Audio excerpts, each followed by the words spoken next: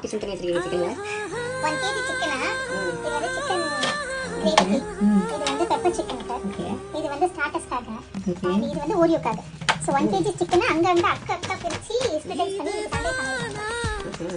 இதுதானா எதிர்பார்த்த நாளும் இதுதானா இவன் தானா என்ன பண்ணிட்டீங்க இப்போ இன்னைக்கு?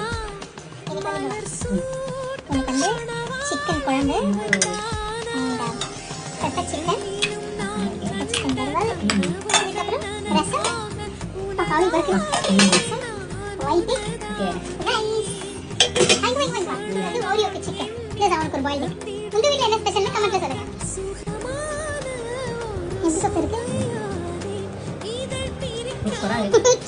அப்படியே நான் ஒரு சின்ன பெப்பர் சிக்கன் டேஸ்ட்